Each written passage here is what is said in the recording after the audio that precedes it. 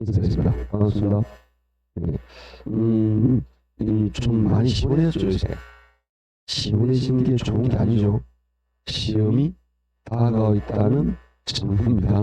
많이 좀 시원해져가지고, 이제 그냥 바람막이 입어볼까 하면, 그날이 시험이에요. 그래서, 결국, 시원해지는 게 별로 좋은 건 아니에요. 공부가 잘 되고 계셔야 되는데, 제가 계속 뭘 하라고 이야기를 했죠? 문제를 풀어야 돼, 문제를. 그러니까, 쌤이야, 이해 다 했어. 이해 다 했어. 그런데 문제가 안 풀리잖아요. 도루묵이. 그러니까, 왜 이런 이야기를 하느냐 하면, 예를 들어서 어떤 이론이 하나 있어요. 예를 들어서, 요게 있으면, 요거에 시험에 30분 동안 이 지문 하나 가지고, 이 원리 하나 가지고, 똑같은 하나인데, 문제 지문은 이게 같은 지문이 단 하나도 없어요. 이게 30분 동안 시험에 나왔잖아요. 그런데 같은 지문은 단 하나도 없어요. 그러니까 변형을 해요. 그러니까 그래서 결론에 제가 이야기했던 게 단순함기는 안 된다라고 말했던 원인 중 하나가 있고요. 예를 들면 우리 이사의 관계 나온다. 그러면 좀 이따 할 거지만 좀 이따 공부할 거 이런 거 있잖아요. 우리 좀 이따 할 거 미리 한번 공부를 한번 해볼까요? 하기시도 할 거예요. 우리가 이자율 제가 이야기하면서 그 이자율에서 고정금리 이런 거 했죠. 고정금리 그리고 변동금리 이런 걸 했다 그죠? 원리는 굉장히 간단하잖아요. 고정금리는 금리가 변해요 안 변해요? 안 변하잖아. 말 그대로 변동은 변하잖아. 그게 끝났는데 약간 깊이 들어가면 어떤 원리가 있냐면은 여러분이 만약에 5%로 대출했어요. 은행에다가 얘는 계약 기간이 10년이에요. 10년 동안 계속 이자율이 변한다 안 변한다? 안 변해요. 근데 시장 상황은 변할까 안 변할까? 변하겠죠. 시장 상황. 작년보다 지금 금리가 되죠? 올랐죠. 시장 상황이 변한단 말이에요. 그러면 우리가 은행에 돈을 빌리고 빌릴 때는 은행같이 돈을 빌려주는 사람을 우리는 뭐라고 말하느냐 하면은 대출자 또는 대출기관이라고 말해요. 우리같이 은행에 돈을 빌리는 사람을 사익자라고 이야기해요. 너무나 당연한 이야기다 그죠? 그러면 내가 금리가 올라가거나 내려가면 누구 하나는 좀 이득을 보지 않을까? 누가 이득을 보면 누구 하나는 손해를 좀 보지 않을까요? 그러면 자 고정금리는 지금 우리 고정금리는 누구에게 이익일까라는 이야기예요. 누구에게? 결론적으로 말하면 사입자에게 이득이에요. 개 이득할까요? 이런 거 안 좋아하는구나. 그래서 사입자에게 이득이에요. 왜? 자, 내가 몇 년 전에 5%로 대출했어요. 고정금리야. 근데 그 금리가 지금 8% 올랐어요. 그럼 나는 이자 몇 프로 내면 되죠? 5%. 그러니까 내가 개이득이잖아. 너무나 당연히. 그러면 5%로 대출했기 때문에 이자가 올라가요. 이자 올라가는 걸 누가 부담해야 될까요? 대출자. 근데 대출자가 얘가 위험을 부담해요. 손해다 이 말이에요. 쉽게 말하면. 위험을 부담한다 이런 의미가 됩니다. 아셨죠? 자 그런데 이제 반대의 경우를 볼게요. 변동금리는 뭐냐? 금리가 변해가요. 금리가 변한다는 말은 예를 들어서 이런 느낌입니다. 기준금리라는 변동금리는 기준금리에다가 가상금리를 더해서 계산을 해요. 그러면 이 가상금리가 은행의 마진에 해당해요. 은행은 날 통해서 3% 이익을 얻어먹을 거야. 그럼 이걸 다 고정을 해요. 그런데 현 시점에 기준금리가 1.2%예요. 그러면 둘 다 하면 금리가 몇 프로죠? 4. 내가 너무 어려운 걸 물어본 건 아니죠? 그런데 지금 4.2%죠? 그런데 시장 상황이 변해요. 갑자기 은행의 그 미국 같은 데 막 금리 올라가는 거야. 그리고 우리나라 기준금리 이게 1.5로 올라가. 얘는 그대로. 그럼 난 은행 이자 몇 프로 내야 돼요? 4.5%. 그러니까 얘가 변하면서 금리가 변하는 거죠? 그러니까 이때는 4.2%인데 이때는 4.5% 금리가 올라간다. 그러니까 내가 4.2% 이자 내다가 4.5% 이자를 내야 되고 우리 IMF 때 예를 많이 들죠. IMF 때는 금리가 몇 %까지 올라갔죠? 20%. 더 멀리 갈 필요 없어요. 2006년, 7년, 8년 미국발 금융위기 때도 한 10%가 올라요. 9%, 10%가 갔어요. 금리가. 물론 10년 제가 다 이자 묻지만 그때는 그랬었어요. 금리가 올라간다. 그렇게 변할 수도 있다. 그러면 자 이제 요것도 똑같은 게 되면 두 사람 간의 관계인데 돈을 빌려주는 은행, 대출자, 돈을 빌리는 자입자가 있는데 이제는 누가 이득이냐면은 대출자가 이득이에요. 대출자가 이득이다. 시작을 동일해야죠. 대출자가 이득이다. 왜 대출자가 이득이냐? 자입자가 내가 지금 4.2%에다가 4.5, 심지어는 9%, 10%까지 금리가 올라갈 수도 있어요. 지금은 아니지만 만약에 상상 한번 해볼까요? 중국이 경제 상황이 좀 안 좋은데 갑자기 중국의 부동산이 폭락을 했어. 그게 세계 영향을 줍니다. 그러다 보니까 그 영향이 우리한테 돌아와서 금리가 4.2%된 게 8% 올랐어요. 그럼 나는 이제 여러분 대출 있어요? 4% 내다가 이자 몇 프로 내야 돼요? 8% 내야 돼요. 그러면 이 금리 올라가는 걸 누가 부담한다? 자입자. 자입자가 위험을 부담하는 구조다 이런 거예요. 원리는 지극히 간단하다 그죠? 그런데 시험 문제 나올 때 다양하게 나옵니다. 요렇게 나오기도 요렇게 나오기도 요렇게 다 이렇게 나와. 이해하시죠? 그런데 여기에서 이걸 관통하는 흐름은 하나예요. 그건 뭐냐? 은행은 고정금리보다 변동금리를 선호한다. 그 수업 시간 이렇게 간단하게 말을 해요 제가. 어쩔 수 없이. 그런데 이걸 문제를 낼 때 얘가 시험 문제 나올 수도 있고 얘가 나올 수도 있고 다양하게 나올 수가 있는데 이게 시험에 10번, 10번 나왔으면 같은 지문이 단 하나도 없어요. 그래서 단수 남기는 안 된다라고 말했던 거예요. 요 관통하는 개념, 요걸 이해를 하는데 이걸 이해하면 좀 지나 까먹잖아요. 지금은 또 알 것 같죠? 선생님 그 옛날에 설명해 주죠. 다 했어. 그런데 기억을 못하는 거라 이게. 이해한다는 거죠. 그런데 이제는 문제를 풀다 보면 얘가 문제로 나올 수도 있고 얘가 문제로 나올 수도 있고 다양하게 나와요. 같은 지문을 가지고. 이해하시겠죠? 그러니까 개론이 어떨 땐 어렵게 느껴진다라는 거죠. 그래서 문제를 풀으라고 말하는 거는 뭐냐? 문제를 풀다 보면 이게 틀렸어. 그러면 이게 뭔지 요약을 보겠죠? 요약 보면 이런 설명이 있겠네. 아 이해가 됐어. 또 문제 뭐 요렇게 까먹고 하지 뭐 계속 반복이 돼야 되는 거다. 근데 문제를 안 보시면 안 된다라는 거죠. 똑같은 이 원리가 다양하게 표현이 돼요. 개론의 장점이자 단점이 그거예요. 그러면 이거에 대한 걸 이해를 해버리잖아요. 그러면 어떻게 뒤집어도 풀리지.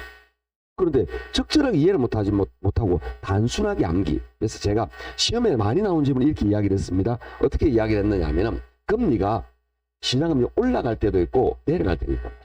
자 그러면 5%인데 8% 올라갔어요. 그래도 내 이자는 몇 프로죠?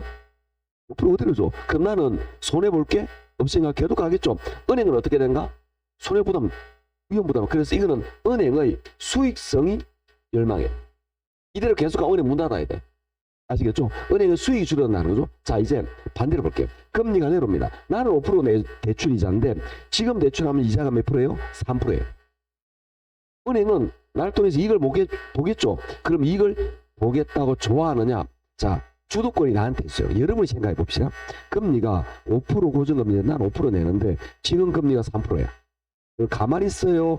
이 대출을 갚아버리고 새로 대출을 해요. 이걸 네 글자로 뭐라고 말하죠? 조기상환. 전문용어 갈아탄다. 맞습니다. 조를 갈아탄다. 시험 문제 갈아탄다 이렇게 안 나오잖아. 그걸 기대하진 않겠죠. 갈아탑니까 이렇게 나오진 않겠죠. 시험 문제 이렇게 안 나온단 말이에요. 시험 문제는 조기. 이 대출을 조기에 상환하고 새로운 대출을 낸다. 그걸 조기 상환 이렇게 말해요. 그러면 제가 이걸 원리를 이야기해요.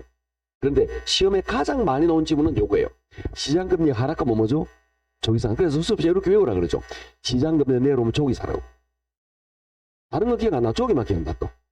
이렇게 문제인 거죠. 그러니까 이걸 통하는 그 어떤 배경이 있어요. 알고 보면 지극히 당연한 이론이에요. 상식이라.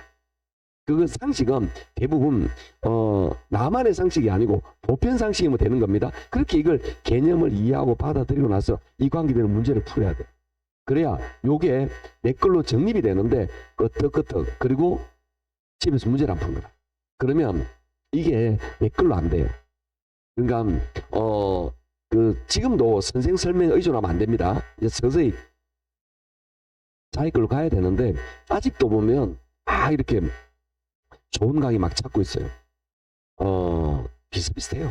사실은. 제가 볼 때는 제가 볼 때 별 차이 없어요. 50% 50%예요. 선생들이 다 그래도 10년 이상 다 강의를 했는데 그렇잖아요. 이 문제를 수십 년을 지켜봤는데 이 상황을 이게 어떻게 나올지 뭐 뻔한 거예요. 그러니까 여러분 생각도 대부분 감이 잡는 거예요. 대부분 선생님 설명 비슷해요.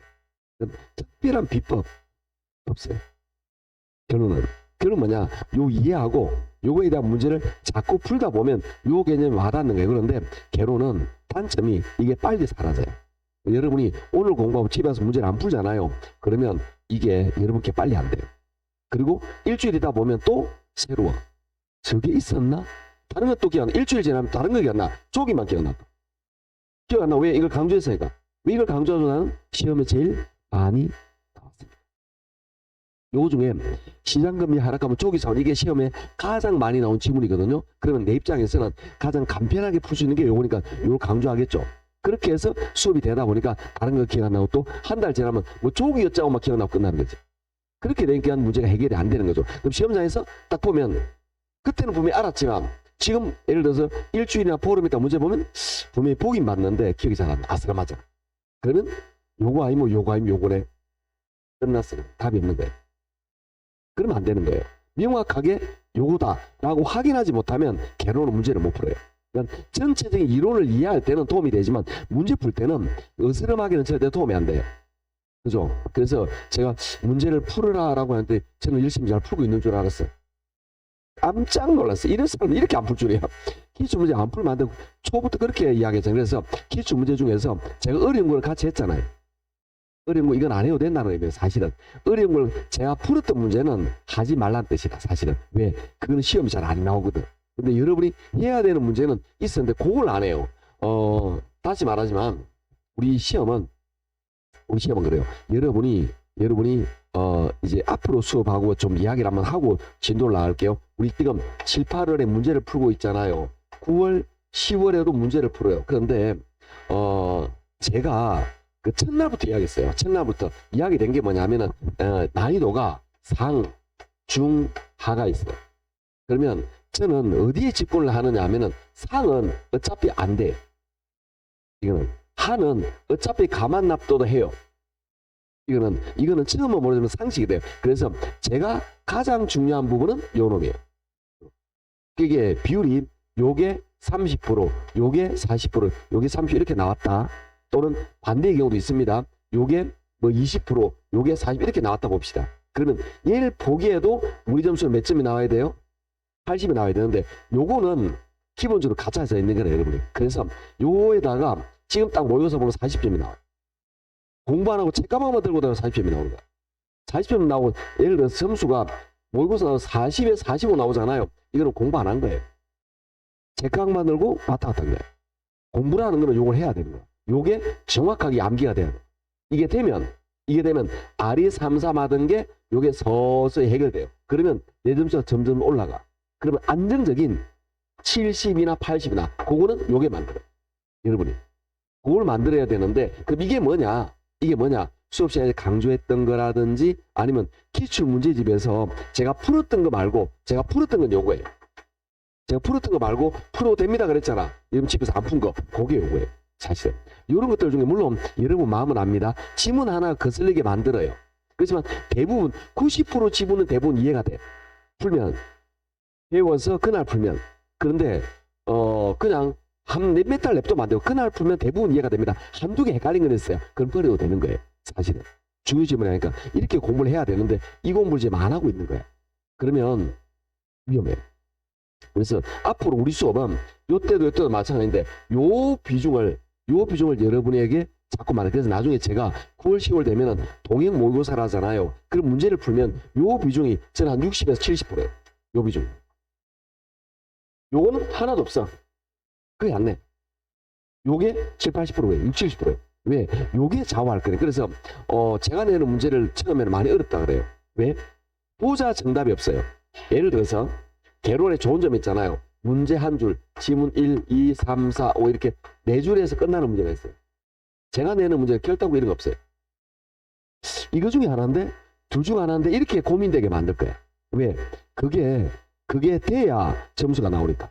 즉 요게 된다는 게 그걸 말하는 거예요. 결국은 요게 되면 그게 되는 거예요. 제 말 이해하시겠죠? 그래서 앞으로 더더욱 그쪽에 강조를 할 거라는 거죠. 여기도 마찬가지죠. 요게 금리가 고정해요, 변동. 이 말 뜻을 모르는 사람 아무도 없어요. 시험 문제는 뭐를 보냐? 요걸 물어. 이걸로. 시험은 요걸 물어보는데. 금리가 변해 고정. 이거는 상식이다. 그런데 여기에서 지금 말하는 시장금리 내려오면 조기 상환 또는 고정금리는 대출자 위험을 부담한다. 요게 중요해요. 요걸 모르니까 맞는가 틀리는가 그러니까 여기 점수가 안 나오지. 그러면 이 점수가 나오는 거예요. 그러면 이게 공부를 하잖아요. 공부를 하면 지금은 아니지만 한 2달 정도 지나면 또 공부를 수업 시간만 하더라도 실력이 늘어요. 그래서 딱 시험 치면 요 상태에서 공부 안 하고 쭉 요런 제가 외우라는 공부 안 하고 쭉 시험 치잖아요. 그럼 딱 시험에서 1개 또는 2개로 떨어져요. 그게 왜? 요게 정폭이 되는 거예요. 요게. 그러니까 한 2달 공부를 다 하면은 이 난이도 하를 해결할 능력이 느는 거라. 즉 난이도 중에 일부가 난이도 하가 되는 거라. 그렇게 돼서 여러분이 아슬하게 붙고 떨어져요. 이거는 위험이 큰 거예요. 이거는 안정적으로 합격하고 싶으면 결국 요걸 해야 돼. 요걸. 딱 보면 이게 뭐다라고 감이 잡히면 공부하지 않았는데 그걸 하기 위해서는 문제를 풀어야 돼. 왜? 이 문제가 우리 시험에 5문제가 나왔다면 지문이 20개가 곳곳에 흩어져 있어요. 이게 그 20개의 지문을 공부하는 기출문제를 공부하는 과정에 이게 완벽하게 내 걸로 자리를 잡는데 그 기출문제를 안 푸는 거라 지금. 어제 원장님 보고 깜짝 놀랐거든요. 제가. 난 풀고 있는 줄 알았지. 기출문제 알아서 잘. 왜? 시험이 다가오니까. 그렇잖아요. 근데 그걸 안 하고 있다는 걸 느낀 거죠. 그 위험하다는 겁니다. 그러면 쌤만 믿으면 됩니까? 쟤를 왜 믿어? 왜 내를 믿어요? 자신을 믿어야지. 자, 그러니까 저는 다시 말하지만 이게 어떤 내용이고 중요한 건 뭐고 어떻게 나올 거니까 어떻게 푼다. 요 이야기를 하는 거라 지금. 그런데 대체적으로 이렇게 나와요. 그럼 그 부분을 맞아서 공부를 여러분이 준비를 하고 하셔야 되는 거예요. 그래서 아까 말했듯이 유명 강사 쓸데없다니까. 지가 잘하는 거지 내가 잘하는 거 아니에요. 내 걸로 안 만들면 백날해도 소용없어요. 내가 풀 수 있는 능력이 없잖아요. 끝났어요 이거는. 그래서 그 능력을 길러야 됩니다. 아셨죠? 그걸 하셔야 돼요. 그걸 가장 좋은 게 기출문제. 그리고 이야기했지만 예상문제집과 기출문제집을 풀어보면 비슷해요. 사실은 별거 안 해요. 비슷하다라는 겁니다. 근데 기출문제를 너무 안 풀어요. 이러면 제가 볼 때 위험합니다. 그러면 뭐 민법은 여러분 좀 점수가 나올 수 있겠죠. 민법이 70인데 개론이 최소한 50원 버텨줘야 하는데 이게 안 될 수도 있어. 이게 위험하다라는 겁니다. 근데 저는 대부분 보면은 이렇게 말씀 많이 해요. 이렇게 딱 이야기해요. 뚜껑 딱 열잖아요. 민법이 50, 개론이 70이다. 왜? 개론이 좀 쉽걸렁. 진짜요. 개론이 좀 쉬워요. 여러분 제가 어렵다고 생각하는데 실제로 안 그래요. 개론은 70점, 80점을 먹으려면 좀만 노력하면 돼요. 그러니까 그 포인트는 제가 꾸준하게 이야기해서 이게 나온다고 시험 문제. 그런데 여러분은 요 상식으로만 공부하니까 점수가 안 나오는 것 뿐이야. 이걸 하기 위해서는 기출 문제 좀만 풀면 되는데 그걸 안 해서 그런 거예요. 그래서 노력을 안 들이면 안 됩니다. 좀 하면 쉽게 나와요. 이게 개론이 지금 쉽게 나오는 거니까 그러면 민법에도 도움을 줄 수 있어요. 얼마나 자 여러분이 생각해 볼까요? 재작전을 다시 한번 재작전. 자 모의고사 본 시험에 갔다. 저는 개론을 40문제 중에서 딱 20개를 빨리 풀기를 원해요. 천천히 이거 한번 볼까 그거 말고 알겠죠? 여러분이 이런 걸 열심히 딱 하잖아요. 그러면 예를 들어서 시장금리 올라가면 저 딱 보인다고 이게 20개 가까이가 딱 보여요. 이게 계산 문제 빼고 그럼 이걸 20분 30분 만에 딱 끝내버리는 거예요. 그러면 딱 20개 풀잖아요.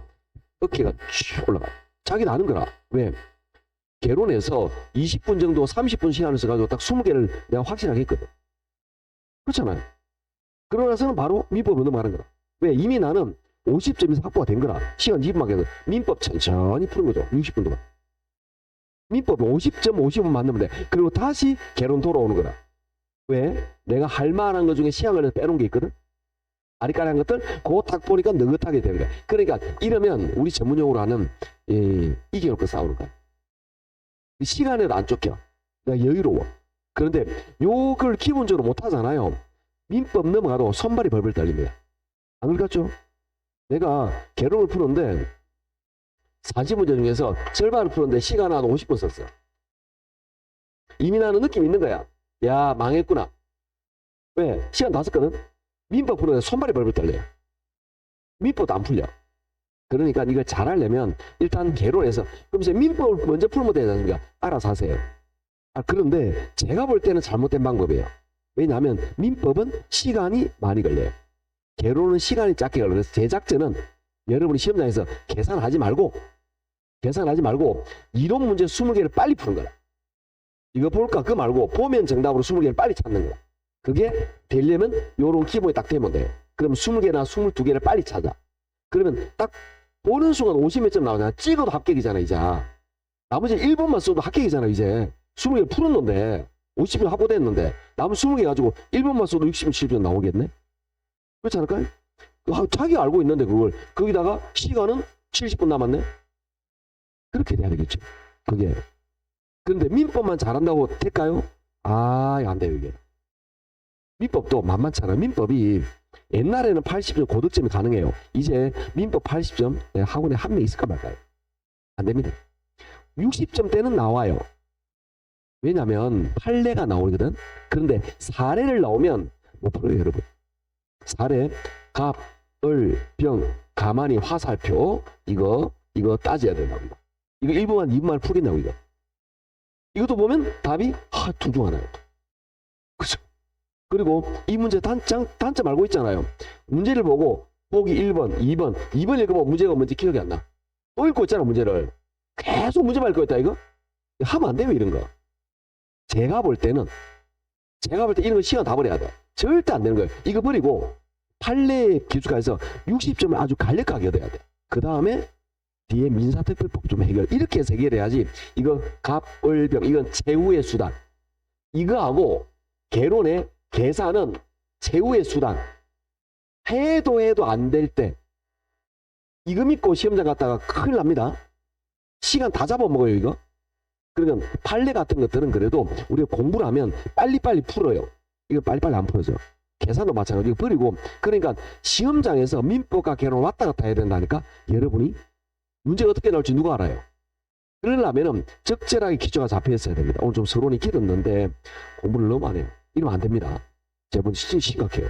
제가 하는 중에서 제일 열심히 안 하시는 것 같아요. 이러면 해결 안 됩니다. 그래서 기출문제 푸셔야 되는데 기출문제 아니더라도 예상 문제지라도 열심히 풀어야 돼요. 안 하면 점수가 안 나와요. 아시죠? 푸셔야 되고 결국은 우리 시험은 결국은 기출문제를 좌우해요. 기출문제가. 선생님 기출문 똑같이 나옵니까? 안 해요. 비슷하게 나와요. 그런데 기출문제 풀어보면 이렇게 패턴이 있어요. 나름대로. 그거는 설명이 옛날에 그런 말을 하잖아요. 옛날에 고사에 오늘 좀 새로운 5분만 더 하고 진도 나갈게요. 중국 고사에 수레를 잘 깎는 사람 있잖아요. 자식한테 물려주고 싶어. 그런데 이게 글로 말로 설명이 안 돼. 조금 많이 깎으면 헐렁헐렁하고 조금 그 다음에 덜 깎으면 빡빡하고 안 들어가고 그게 미시한 게 있다니까. 선생님도 똑같아요. 그러니까 이게 해봐야 아는 뭔가가 있어. 해봐야 아는 거야. 뭔가 그러니까 이론적으로 딱 글로 말로 설명 안 되는 게 굉장히 많아요. 공부도 마찬가지예요. 기출 문제도 자기가 풀어봐야 이 문제는 이렇게 나오는구나를 알아요. 그걸 기출 문제 안 풀으면 그게 못 느낀다니까. 예를 들어서 요 단은 얘는 이런 식으로 시험 문제 나오는구나. 야는 요 왜 기출 문제 보면 요게 예를 들어서 보면은 하나 둘 셋 나와 있거든. 보면 처음에는 모르지만 요쯤 가면 비슷한 지문이 반복된다는 걸 자기가 느껴요. 그걸 공부를 안 해보면 소용이 없다 이 말이야. 그래서 기출문 풀어야 하는데 기출 문제집이나 우리 수업 시간을 풀고 있는 예상 문제집이나 진짜 50% 100%예요. 왜? 이 예상 문제집은 기출 문제집을 돌려가지고 낸 거라. 기출 문제 풀어보면 알아요. 똑같다는 걸. 근데 공부를 안 하면 그게 새롭게 느껴지는 거예요. 그래서 이건 안 됩니다. 그래서 지금부터 원서 썼잖아. 그죠? 원서 썼잖아. 합격 보장만 믿지 말고 또 1년 동안 고생해야 돼요. 이거. 그나마 1차로 되면 내년이 편해. 학원 3일 못 오면 되잖아. 민법 개론 안 해도 되잖아. 그것만 해도 완전 놀고 먹는 기분이다. 그런데 다시 매일 올라오고 또 다 한다 생각해봤어요. 가슴이 깝깝해요 이거. 그 천지 차이라니까. 1차면 일하시는 분은 동차 거의 어려워요. 일하시면서 하는 거는 시간이 없기 때문에. 그러니까 지금부터 전력을 다는 게 잘 안 돼요. 그러니까 1차 하시만 하시더라도 1차 딱 되면 내년이 얼마나 수월한데. 어차피 보장 많으니까 몇 년에도 되잖아. 그다음부터는 느긋하게 오잖아. 느긋. 민법 기간 안 해도 되니까 심적 부담이 얼마나, 물론 시험적 시간이 다가오면 똑같긴 하지만 그래도 공부하는 마음부터가 다르다니까. 그러니까 이거 다 해야 되나 싶은데 그렇기 때문에 공부를 이렇게 문제 풀어야 됩니다. 너무 기출 문제 안 푸니까 그래서 원장님 이야기한 거는 뭐냐면 기출 문제를 풀어야 되는데 이걸 좀 안 풀어요. 그래서 9월 2일 민법은 특강을 했다면서요. 민법은 기출을 했나요? 9월 2일하고 9월 3일은 내가 우리 기출 문제 다 가지고 있죠. 요 가지고 이틀 동안 진도를 나갈 테니까 저는 할 줄 알았어요. 계속 하라니까 한다고 생각했는데 안 한다고 그러시더라고요. 고문장님이. 깜짝 놀래가지고 내가 아이고 정말 공부 안 하면 진짜 공부 안 하네. 이러면 안 됩니다. 위험해요. 아셨죠? 그래서 기출 문제는 이틀 동안에 풀 건데요. 이게 어떻게 할 거냐면 제가 수업 시간에 했던 어려운 거 있잖아요. 안 할 거예요. 두꺼운 걸 이틀 만에 끝낼 수가 없기 때문에 안 할 거예요. 계산은 가급적 줄이고요. 예를 들어서 요 문제가 하나, 둘, 세 개가 나오면 요걸 제가 같이 풀 거예요. 그 다음에 잠깐 시간 주고 비슷한 걸 여러분 답지 가지고 풀어보라라고 말할 거라. 아시겠죠? 그럼 풀어보고 해설하고 요것도 그렇게. 그러니까 요 유형에 좀 적응이 되게. 아시겠죠? 저는 여러분 손이 가야 된다 생각하는데 결국 문제 안 푸는 거죠. 그래서 자주 안 나오는 유형은 버려버리고, 너무 안 돼요. 지금 진도가 안 나니까 자주 안 나오는 유형은 버려버리고, 자주 예를 들어 얘다 그러면 요거 계산도 많이 줄일 거예요. 지금 계산할 때가 아닌 것 같아. 내가 보니까 계산은 잘 나오는 몇 놈만 하고 나머지 버려버리고, 그렇게 해서 요 기출 문제 이틀 할 테니까 기출 문제지를 안 풀어본 사람 오셔야 돼요. 아셨죠? 그래서 이날은 아침 10시부터 얘가 토요일이고 얘가 일요일이니까 단을 반으로 나누어서 이렇게 앞에 진도 쭉 나올 겁니다. 10시부터 시작해서 오후 한 5시 30분까지 할 테니까, 그러면 기출 문제 할 때 해주세요. 그게 안 해요. 자, 간단하게 이론, 왜냐하면 지금 이론 설명할 시간이 없으니까 간단히 이게 뭐다 라고 말하고 문제를 풀 거예요. 그럼 같은 문제가 3개, 4개 있다고 그러면 하나 풀고 뒤에 2개를 여러분 풀어보는 거다. 그리고 얘가 여러분이 어떻게 칠 수 있는지 확인하고 넘어가고. 그러니까 이 기출 문제를 결국 해결해야 된다 이 말이에요. 너무 깨끗해 문제집이 지금. 아셨죠? 그렇게 이제 진도를 나갈 테니까, 그건 요 때는 그렇게 진도를 나가도록 합시다. 그래서 이틀 퀴즈 문제 풀면 아마 우리 진도는 9월 6일인가 되면 끝이 날 거예요. 이 진도로 가면 아마 오늘이 그 8월 21일인가 그렇다 그죠? 그 다음에 8월 한 30일쯤에 한 번 더 있잖아요. 요렇게 우리 진도 요 교재는 끝나요. 아시겠죠? 그렇게 마무리될 테니까. 그래서 그 사이에 요 기출 문제 풀 테니까. 아시겠죠? 그래서 9월 2일, 3일 잡았으니까 우리가 막 원장님 말씀을 할 겁니다. 그래서 그렇게 할 테니까 기출 문제를 열심히 잘 푼 사람은 괜찮아요. 대부분 이해가 되면. 그래서 그렇게 특강을 잡았으니까 그렇게 한번 맞춰보도록 합시다. 아마 원장님 말씀하실 것 같으니까 저도 깜짝 놀랐어요. 이렇게 기출 문제 안 풀고 있다니. 지금 진짜 심각합니다. 이러시면 안 됩니다. 제발. 자, 이제 좀 빨리빨리 진도하려. 이제 기출 문제지만 좀 쉬도록 할게요. 아셨죠? 요때 할 거니까 어차피. 그리고 원래 이번 주하고 다음 주, 이번 주는 한 문제만 풀 거였고요. 다음 주는 기출 문제를 아예 안 풀어도 돼요. 왜? 똑같으니까. 그래서 원래 그래요. 그래서 뺄 거니까 이제 예상 문제만 해도 좀 다부지 나가보도록 합시다. 자, 오늘은 어디 보느냐 하면은 110쪽의 금융 파트예요. 금융 파트인데 요약집 어디 보느냐? 111쪽 봅니다. 요약집 111쪽에 보시면 나머지는 읽어보시고요. 지분금융, 부채금융 보이시나요? 111쪽. 거기 보시면 지분금융은 투자에 대한 이윤을 배당받는 거죠. 자, 거기 보면 티끌 봅니다. 부동산 신디케이터, 조인트 벤처, 부동산 투자회사, 주식, 펀드, 이런 것들이 전부 다 예전에 공부한 것들이죠. 이런 것들이 지분금융입니다. 특징은 투자에 대한 이윤을 배당을 받습니다. 부채금융은 이자에 근거합니다. 자, 티끌 봅니다. ABS, MBS, CMBS 전부 다 자산을 담보로 하는 증권, 즉 이자에 근거하는 것들이고요. 저당 대출, 우리가 가장 많이 하는 거잖아요. 집을 잡히고 대출, 담보대출 말합니다. 그 다음에 신탁 증서에 대한 대출, 주택 사원 사채, 그 다음에 주식회사의 사채 발행, 이런 것들이 전부 다 부채 금융입니다. 자, 그러면 지분금융은 이윤 배당이고 부채금융은 이자에 근거한다, 이렇게 아시면 됩니다. 그런데 세상이 복잡해서 넘어갑니다. 세상이 복잡해지다 보니까 112쪽에 동그라미 한번 위에 봅니다. 메자닌 금융하는 게 있어요. 이게 우리 뭐 기본서 보면 나옵니다. 메자닌은 이탈리아 말인데 1층 2층 사이 뭐 공간 이런 거다. 그 말은 주식과 사채, 지분과 부채의 성격을 동시에 가지고 있어요. 그래서 메자닌 금융 봅니다. 이건 신주 인수권부 사채, 전환 사채 이런 게 있습니다. 이게 뭐냐? 발행된 거는 사채예요. 근데 이게 몇 년 지나면 주식으로 바뀌어요. 그런 게 있나요? 여러분 볼 때는 이게 좋은 거예요. 우리 입장에서 좋은 거예요. 선택권을 우리한테 했단 말이에요. 우리에게 좋은 건데 그럼 왜 이런 걸 하게 되느냐? 굉장히 여러 가지가 있지만 우리 회사만의 벤처기업이에요. 우리 회사가 연구개발할 때 자금이 필요해요. 그런데 주식을 발행하고 싶어. 우리는. 그런데 우리 회사 인지도가 낮으니까 우리 회사 주식이 안 먹혀. 그래서 사채를 발행해서 돈 빌려주세요. 그런데 이 몇 년 있다가 사채로 전환해 드릴게요. 당신 마음에 들면 사채로 주식으로 바꿔드리겠습니다. 라고 혜택을 주는 거예요. 자금을 땡기기 위해서. 이런 경우에 많이 발행하는 것들입니다. 그게 신주 인수권부 사채 또는 전환 사채. 사채인데 주식으로 바뀌는 거다. 뭐 이런 이야기입니다. 느낌 잡히죠? 자, 이 관계되는 문제를 한번 빠르게 풀어볼 겁니다. 이게 우리 교재 예상 문제지 몇 쪽에 있느냐면 200쪽입니다. 200쪽에 좀 이렇게 왔다 갔다 해야 됩니다.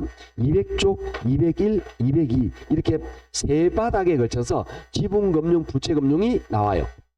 그럼 지분금융은 뭡니까? 부채금융은 뭡니까? 이렇게 문제가 나온다 이 말이에요. 나머지는 여러분이 푸시고 기출 문제를 안 풀어도 이건 좀 풀어야 됩니다. 검사에서 손바닥 때릴 수도 없고 정말 큰일이네 이제. 풀어야 됩니다. 이제 1번만 제가 풀고 넘어갈 거예요. 왜? 패턴이 비슷하니까. 자, 1번 봅니다. 부채니 금융과 메자닌 금융을 골라라 돼 있죠. 자, 네모칸 볼게요. 니은 조인트 벤처. 밑에 2형 부동산 투자회사. 얘 둘은 뭘까요? 그렇죠. 지분금융이죠. 이 둘은 지분금융이니까 얘 둘은 답이 아닙니다. 그 다음에 기역 주택 상환 사채. 밑에 미음 자산담보부 기업법. 엄도 빌린 돈이죠. 그 다음에 신탁정서에 대한 대출. 신탁정서 금융. 이것들은 뭐죠? 부채 금융입니다. 그러면 기역 미음 피업이 부채 금융. 그 다음에 메자닌은 기껏 신주 인수권부 사채. 시엇 전환 사채 이런 게 메자닌 금융이죠. 자, 여기서 후순위 대출을 메자닌에 넣어놨어요. 요 때문에 이 문제를 푸는 거예요. 그럼 후순위 대출은 뭐냐? 자, 우리가 여러분이 상상을 해볼게요. 여러분이 이렇게 여러분이 여기 있는 사람들이 모여가지고 투자 자금을 예를 들어서 전부 다 1억씩 10명이 모였어요. 그럼 10억이죠. 10억으로 그 다음에 10억 전부 다 1억씩 10명 이해했죠? 그 다음에 이 돈 모자라가지고 은행에 20억 돈을 빌렸어요. 그럼 총 얼마죠? 30억짜리 상가 건물을 샀어. 그래서 여기 투자 임대소득을 받으려고 그랬어요. 이해하시겠죠? 그런데 그렇게 해서 열심히 잘 투자했는데 여기에 대학이 들어오고 그 다음에 이 지하철 들어오는데 그게 싹 무산이 되어버렸어. 공실이 90%예요. 우리는 망했죠? 자, 이게 법원의 경매로 넘어갑니다. 그러면 이 은행에 빌린 돈은 이거는 부채 금융이죠. 우리 투자는 이거는 뭐죠? 지분금융이죠. 어떤 게 선순위일까요? 요걸로 해요? 요거예요. 요게 선순위입니다. 아시죠? 그래서 부채 돈을 빌린 얘가 선순위다 이 말이에요. 그러니까 요 20억을 은행에서 다 경매로 가져가. 이 경매 넘어가잖아요. 다 가져가. 그런데 30억인데 경매 넘어가면 30억 될까? 15억도 안 돼요. 넘어가면 그러면 은행 돈도 해결이 안 되죠. 요거 다 받고 우리 투자금 즉 지분금융이 받아야 되겠죠. 이해하시겠죠? 그래서 부채금융이 선순위고 지분금융은 뒤에 있어요. 이렇게 되는데 그럼 메자닌은 뭐냐? 메자닌은 부채보다 후순위 채권이다 요런 이야기예요. 그러니까 부채와 지분 사이에 메자닌이 있다 이런 뜻이에요. 그래서 메자닌은 후순위 채권, 후순위 대출의 성격이다라는 게 지금 말하는. 그래서 리얼의 후순위 대출을 이렇게 매산에 넣어놓은 거예요. 그런데 요거는 조금 논란의 소지가 있습니다. 시험 문제 나올 가능성은 거의 없습니다. 그 이유가 뭐냐면 이건 이 후순위 대출을 대출로 볼 수도 있어요. 순위에 밀리는 대출 이렇게 해석할 수도 있고, 아시겠죠? 또는 매산인은 후순위 성격이 있다니까 요걸 후순위 대출을 매산인 금융으로 볼 수도 있다, 이런 뜻입니다. 아셨죠? 이 저자는 매산 후순위를 매산에 해석했어요. 그런데 어떤 저자는 이걸 부채 금융으로 볼 수도 있다, 이런 이야기입니다. 좀 어렵지만 그런 의미예요. 그래서 이게 시험에 나온 적이 없어요. 요것 때문에 해석을 하는 겁니다. 결론 뭐라고 이해하시면 되느냐? 매산인은 부채 금융보다 후순위다. 요 느낌만 자꾸 넘어가면 됩니다. 아셨죠? 그 의미를 위해서 리얼 후순위 대출 넣어 놓은 거예요. 자, 이제 나머지는 여러분이 풀어보시도록 하시고, 자, 202쪽으로 넘어갈게요. 202쪽입니다. 주택금융에 관한 설명으로 틀린 것은 이렇게 나와 있죠. 202쪽이 5번입니다. 1, 2, 3, 4는 여러분 집에서 풀어보시고, 그 다음에 5번을 풀 건데요. 5번 몇 회인지 볼까요? 작년 문제죠. 이게 작년 문제인데 이게 우리 교재에 있느냐? 없어요.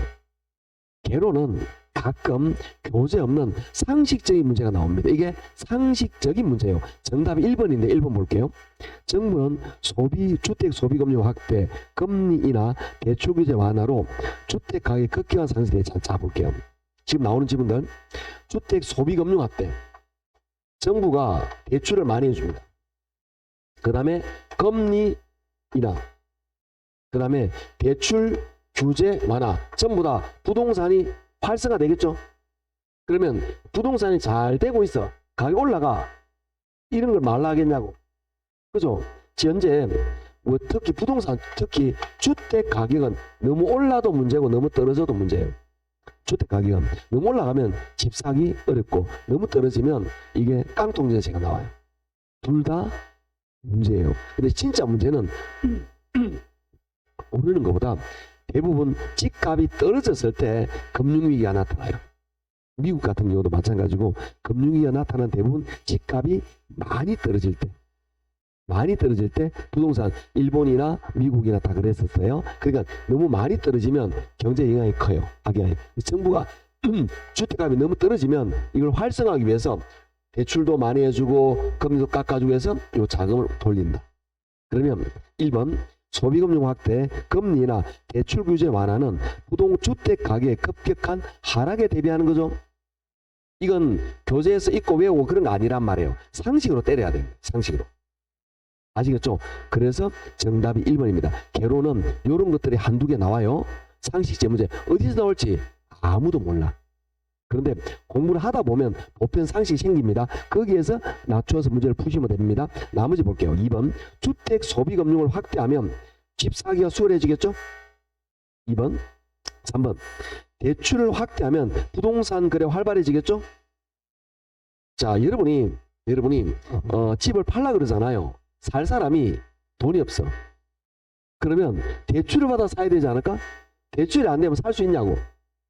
그래서 부동산은 무조건 금융이에요. 대출 이거하고 직격입니다. 그래서 금리가 올라가면 부동산 부동값 떨어져요. 대부분의 사람들은 대출을 안고 산다니까. 대부분 앞집도 마찬가지잖아. 대출 안고 산다고요. 여러분이 전세금이 2억 있는데 5억짜리 집을 살라 그래. 뭐하는 거 끼어가지고 3억 대출 2억 이렇게 산다고. 근데 2억 대출해야 되는데 금리가 2배로 뛰었어. 누가 집 사겠냐고. 전세 살지 그냥. 당연한 얘기입니다. 이런 것들은 그냥 상식적인 내용이니까 너무 깊이 생각할 필요 없습니다. 4번 주택금융은 주택 같은 저구형 부동산 매입매가 하는데 자금을 조달하는 금융상품입니다. 주택도시기금은 이런 주택구입에 도움을 주는 대출, 출자, 융자 이런 걸 도움을 주는 겁니다. 다분 상식이에요. 이런 것들은 이런 걸 너무 막 공부할까 그런 게 아니에요. 이런 것들은 시험장에서 상식적으로 맞추는 이런 것들이 한두 개 나온다. 어쩔 수 없습니다. 이렇게 이해하시면 되는 거고요. 자, 이제 오른쪽에 6번, 7번 이 두 문제가 요거에 하는 거예요. 요거에 하는 거예요. 그러니까 결론은 뭐냐? 보증금리는 대출자가 위험을 부담한다. 변동금리는 차입자가 위험을 부담한다. 그래서 대출자 은행은 고정금리보다 변동금리를 선호한다. 이렇게 되는 거예요. 그 다음에 고정금리에서 금리가 올라가면 은행은 수익을 하락하지만 금리가 내려오면 뭐가 발생한다? 조기상환임이 발생한다. 이런 이야기입니다. 그래서 이걸 외우라 그랬죠. 시장금리 내려오면 뭐 산다? 조기 산다. 됐나요?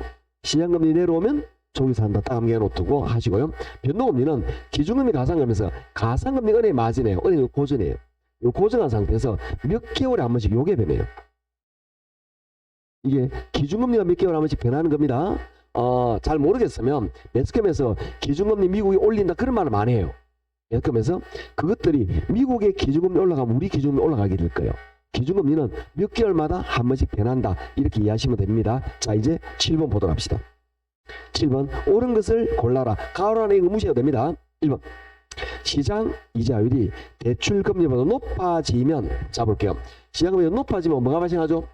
수익이 약하죠. 시장금리 내려오면 뭐라 그랬죠? 조기상환. 그런데 오른쪽에 봅니다. 높아지면 조기상환이 유리하다. 말이 안 되죠. 시장금리가 내려오면 조기상환이 유리하죠. 2번 고정이자율 제당시 시장금리가 하락하면 뭐 한다 그랬죠? 조기상환. 오른쪽에 봅니다. 기존 융자 틀렸죠. 시장금리가 올라갈 때 수익을 그대로 가만히 있어야 되는 거지 내려오면 조기상환해야 됩니다. 3번 시장 이자율이 지속적으로 상승하는 시점에서 차입자는 변동금리를 이용한 시 고정금리보다 유리하다. 자 볼게요. 차입자는 고정금리가 개이득이라 그랬죠.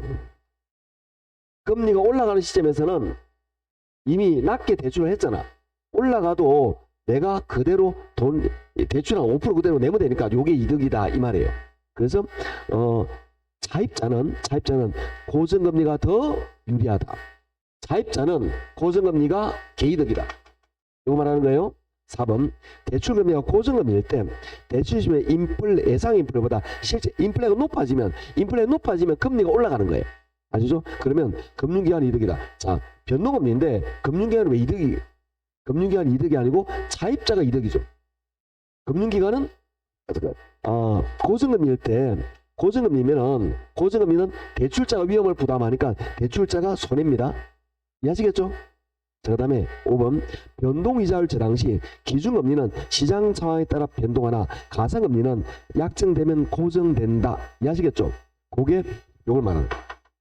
선생님 요약집 있으면 다 있어요. 모르면 요약집을 찾아보시고 이해 안 되면 질문하고.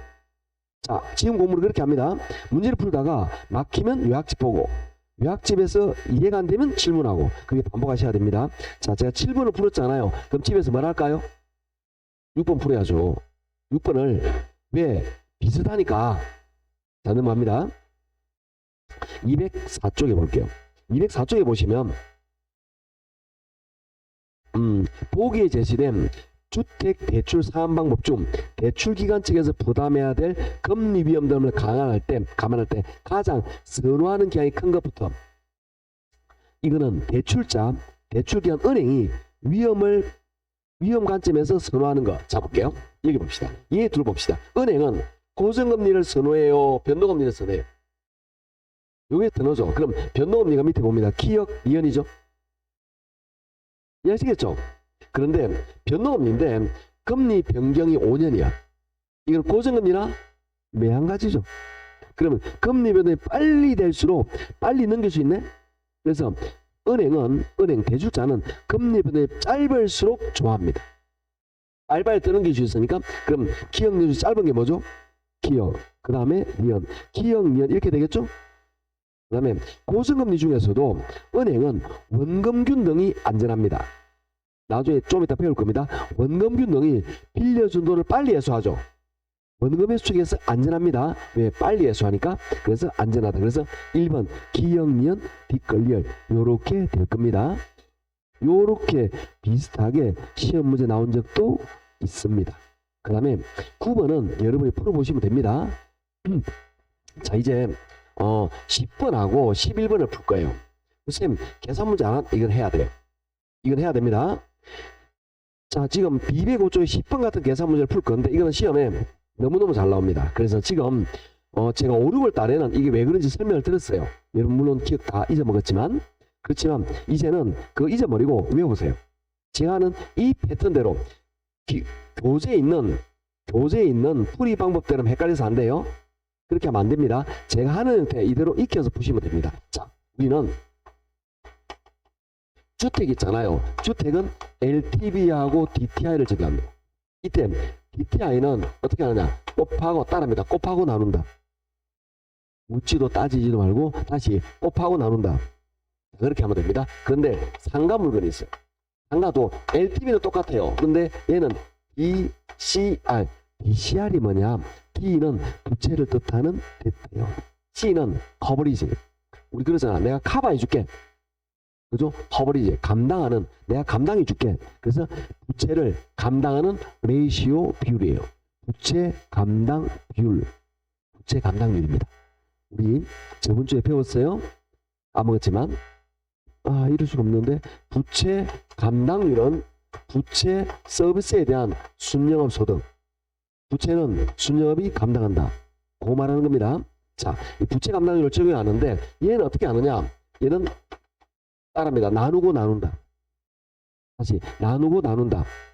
자, 이것만 외우시면 됩니다. 자, 주택은 어떻게 한다? 곱하고 나눈다. 상가는 나누고 나눈다. 아이고 잘했네. 자, 문제를 풀어봅시다. 우리 10번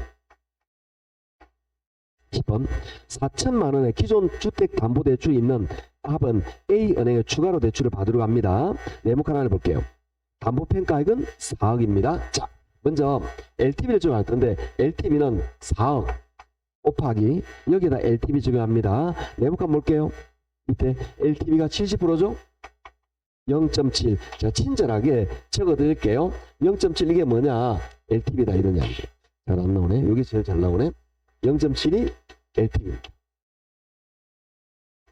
그러면 요 계산하면 얼마 나오죠? 2억 4728, 2억 8천이죠. 그러니까 담보 능력만 가지고 2억 8천 대출이 가능하다 이런 뜻입니다. 옛날에 그러니까 1, 20년 전에는 대출을 이것만 했었어요. 대출을. 그런데 이제 대출 규제가 생기면서 야, 니 갚을 수 있어? 이걸 따진단 말이에요. 그래서 이제 DTI 이게 갚을 능력입니다. 요걸 적용하는데 얘는 어떻게 하느냐? 연소득 보세요. 연소득 얼마죠? 4천만 원이죠. 소득 4천만 원 곱하기 DTI 합니다. 표로 볼게요. DTI 몇 프로죠? 50% 0.5. 자, 친절하게 적어드리겠습니다. 요 0.5 뭐냐? DTI입니다. 거기에다가 저당상수 보세요. 0.1이죠. 항상 나누는 거는 저당상수입니다. 이게 곱하고 나누는 거예요. 이게 곱하고 나누는 겁니다. 아시죠? 자, 이거 계산하면 됩니다. 4천만 원에다가 0.5 곱하면 얼마죠? 2천만 원이죠. 그럼 0.1 나누면 얼마일까요? 이렇게 됩니다. 이게 곱하고 나누는 거예요. 이 원리는 어떻게 되느냐 하면은 내가 버는 돈이 4천만 원 있는데 그 중에서 DTI는 총 부채 상환 비율이에요. 네가 4천만 원 중에서 50%를 빚과 총 부채를 상환할 수 있는 비율이다라고 정부에서 정해놓은 거라. 그래서 4천만 원에서 50%인 2천만 원을 빚 갚는데 쓸 수가 있어요. 저당상수 나누면 대출 금액이 나옵니다. 이거 묻지고 따지지 말고 그냥 외우십니다. 아셨죠? 이렇게 해서 자 볼게요. 나는 LTV 적용은 2억 8천 대출 가능입니다. 그런데 DTI는 2억 대출입니다. 둘 중에 낮은 걸 적용하죠. 얼마 대출할 수 있다? 여기서 내가 대출할 수 있는 금액은 2억입니다. 그런데 맨 앞에 봅니다. 기준 대출 얼마 있죠? 0.4억 4천만 원 있죠? 요거 또 대출 안 해줍니다. 빼면 얼마 대출? 1억 6천. 그래서 나는 1억 6천 대출이 가능합니다. 요거 찾으면 답은 몇 번? 3번. 이렇게 됩니다. 자, 이거 외우셔야 됩니다. 어떻게 됐죠? 곱하고 나눴다. 됐죠? 자, 넘어갑니다. 넘기셔서 13번을 볼 거예요. 207쪽에 13번을 먼저 풀 거예요. 아시죠? 13번을 풀 건데 요거는 한번 읽어보겠습니다. 시장 가격이 7억 원이고 순영업 소득이 1억 2천만 원의 상가를 보유하고 있는 A가 추가로 받을 수 있는 최대 대출 금액은 얘도 동일하게 한번 적용해 보겠습니다. 먼저 LTV 적용할 건데요. 시장 가격이 7억이잖아요. 7억 곱하기 네모칸 볼게요. LTV가 몇 프로죠? 50% 0.5 합니다. 제가 친절하게 적는다 그랬잖아요. 요게 LTV입니다. 그러면 7억에 0.5 곱하기 얼마 대출이죠? 3억 5천. 요거 뭐 말할 필요 없는 거죠. 됐나요?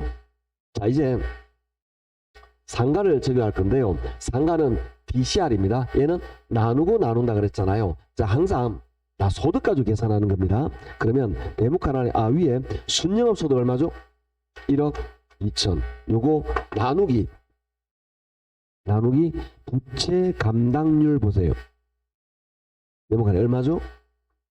친절하게 적어드리겠습니다. 이가 뭐냐? DCR 부채 감당률이에요. 여기다가 항상 저당상수를 나눈다 그랬죠? 기억해 봅니다. 저당상수 0.2 요게 저당상수입니다. 자, 이게 뭐냐? 요게 나누고 나눈다예요. 이해하시겠습니까? 나누고 나눈다예요. 이렇게 계산합니다. 그러면 1억 2천에 2를 나눕니다. 얼마죠? 6천만 원. 6천만 원에다가 0.2를 나누면 3억이 됩니다. 그러면 요 조건을 볼 때 둘 중에 낮은 걸로 대출해 줍니다. 낮은 게 얼마죠? 3억이죠. 3억 대출이 가능하다 이 뜻입니다. 이해하시겠죠? 3억 대출이 가능한데 그런데 자, 그 자료에서 맨 밑에 봅니다. 기존 대출 얼마 있죠? 요 1억 뺍니다. 또 대출 안 해준다 그랬죠? 그럼 얼마 남았습니까? 제대로 2억 대출이 가능하다 요런 뜻이 됩니다. 자, 이거는 뭐 너무나 당연히 말할 필요도 없는 거고요. 이건 여러분이 뭘 외우는지 드러나 있어요. LTV를 적용 못한다는 건 말이 안 돼요. 그래서 얘는 어떻게 해볼까요? 곱하고 나눴죠. 얘는 어떻게 했죠? 나누고 나눴죠. 자, 다시 합니다. 곱하고 나눈다. 나누고 나눈다. 항상 저당상수를 나누는 거예요. 여기는 DTI 곱하고 나누고 DCR 나누고 끝. 이거 왜 그런지 묻지도 따지지도 말고 그냥 이렇게 하면 된다고. 이거 원리는 5, 6월 달에 충분히 설명을 했어요. 그런데 이제 다 잊어먹은 거라. 그래서 요대로만 하시면 되는데 쌤 이게 시험에 잘 나옵니까? 네, 이게 시험에 잘 나옵니다. 이게 기본 올이에요. 기본 올. 여러분 익혀서 푸시는데 요게 문제집에 문제가 많이 있어요. 그래서 푸시면 되는데 우리 교재는 2개밖에 없어요.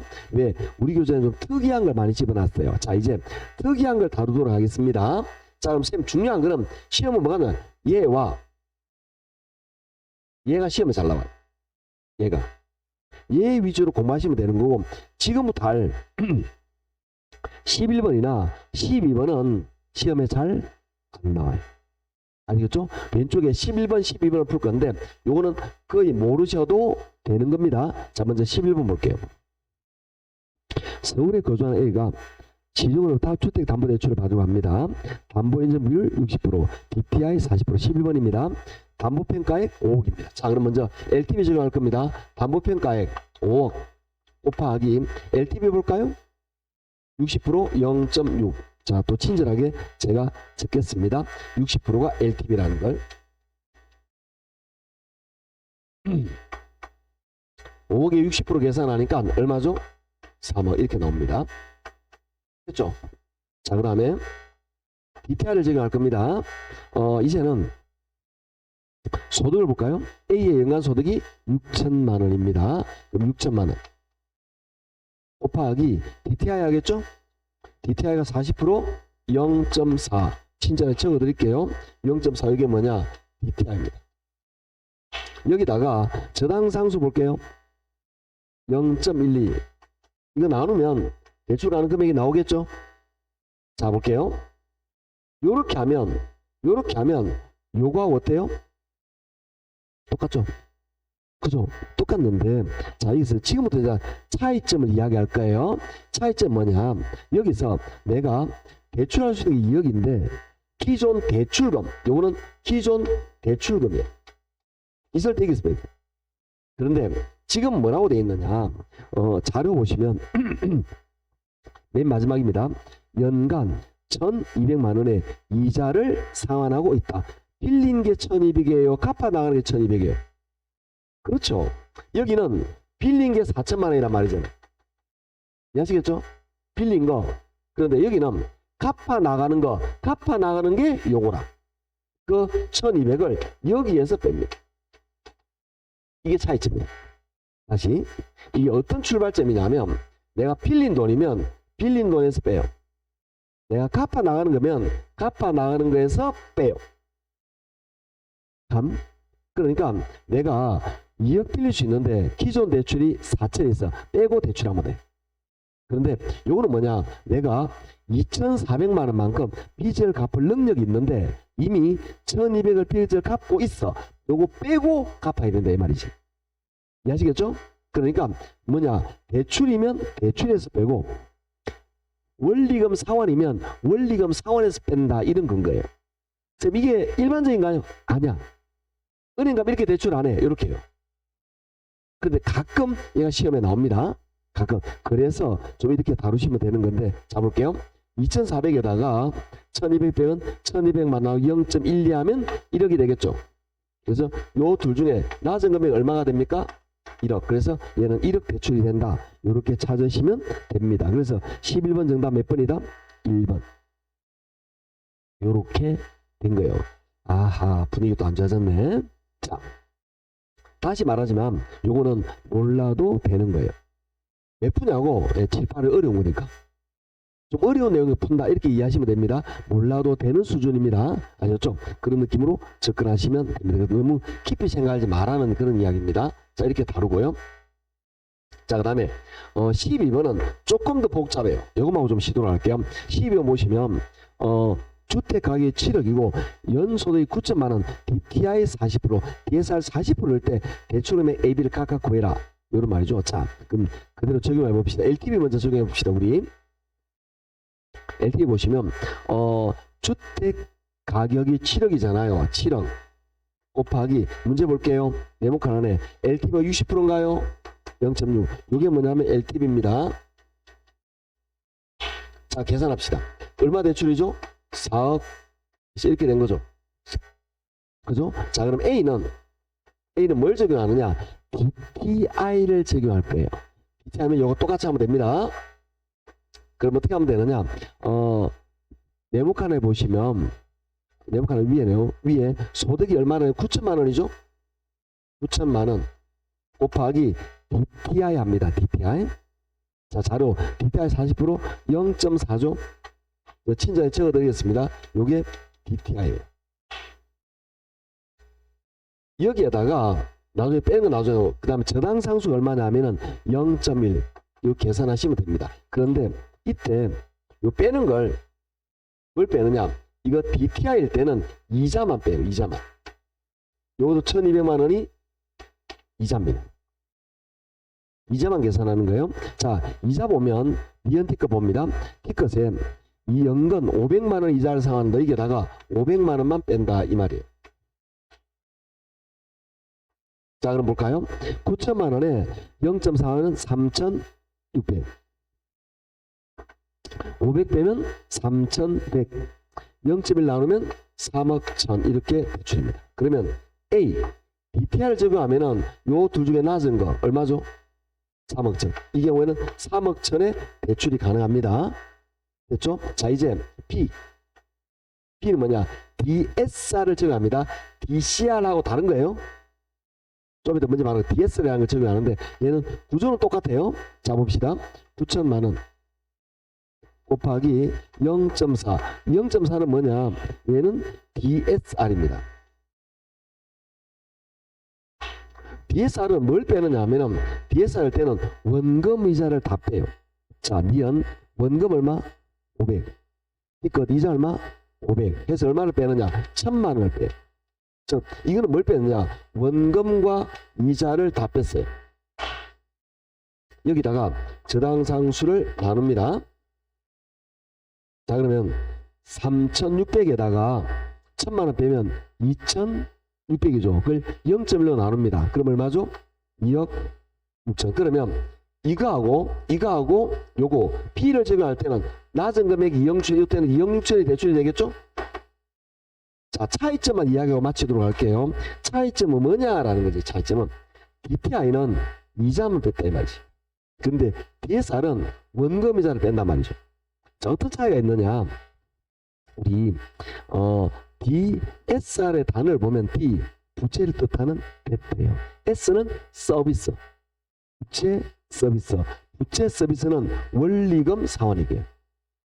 아시겠죠? 근데 DTI는 갚는 것 중에서 이자 능력을 주로 봐요. 그래서 이건 이자만 계산한다라는 이야기입니다. 그러니까 이자만 빼느냐, 원리금을 빼느냐, 그게 DTI하고 DSR의 차이인데 이건 시험에 나온 적 없어요. 이런 게 있다 정도만 아시면 됩니다. 요렇게는 시험에 나온 적이 있어요. 요렇게는. 그러니까 11번, 12번을 너무 열심히 하지 말라는 거예요. 시험에 잘 나오는 게 아니니까. 시험에 잘 나온 거 뭐냐? 10번, 13번이야. 그래서 요것만 잘 하면 되는데 자꾸 어려워지다 보니까 특이한 문제를 내는 거죠. 시험 문제가 만 10개 나왔다면 7, 8개는 요렇게. 두세 개가 이렇게 한두 개 이렇게 나오는 거예요.